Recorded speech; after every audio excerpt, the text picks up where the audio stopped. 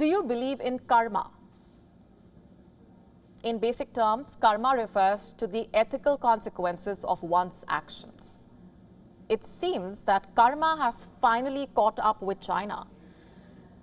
The country is reaping what it has sown. What am I talking about? Have a look at this. Beijing is sizzling with heat. Mercury has crossed above 40 degrees Celsius. In the month of June, the Chinese capital logged over 13 super hot days, the highest on record in over 6 decades. And the situation is only going to get worse in July and August. And now have a look at this. Torrential rain has inundated China's Chongqing. 15 have been killed, 4 are missing. Several rivers have broken their banks. Cars lie submerged in the floodwaters. A railway bridge has partially collapsed. And something similar happened in Yunnan as well, also in Hunan. What really is going on? The northern parts of China are sweltering in heat, and the southern parts have been submerged in floodwaters. High temperatures are challenging the power grids and the water security. 3 million hectares of farmland has already suffered from the droughts. Floods are ruining crops and threatening infrastructure. The worst rains in a decade struck wheat fields in central provinces just before the harvest. 15% of the crop has been deemed unfit for consumption. And this is just the beginning. Chinese authorities have warned of multiple natural disasters this month. There will be more floods, extreme weather conditions, more hailstorms, and even typhoons. This is the fury of climate change. And it is China's own doing, by the way. You see, China is the world's largest emitter of greenhouse gases. The dragon emits 27% of global carbon dioxide and a third of the world's greenhouse gases. Between 2005 and 2019, China's greenhouse gas emissions grew by 75%.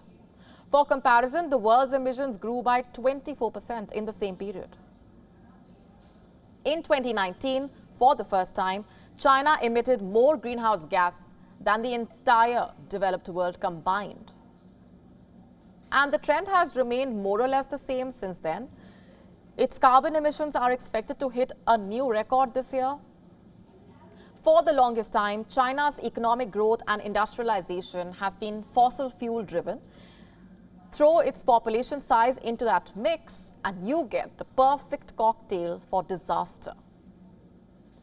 According to United Nations data, China is most exposed to the impact of the climate crisis.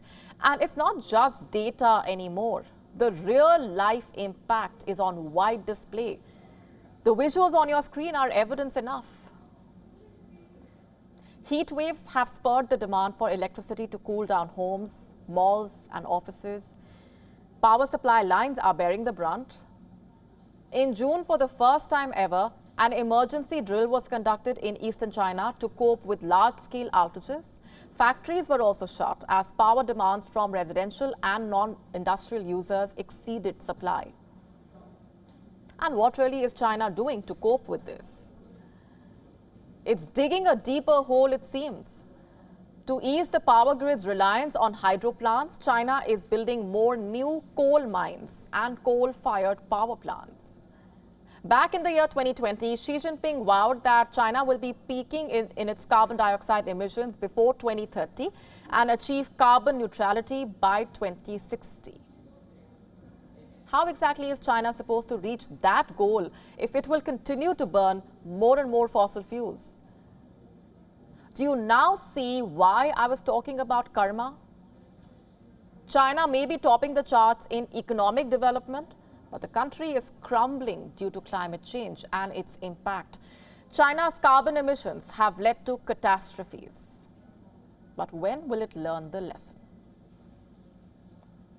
WION now available in your country. Download the app now. Get all the updates on the move.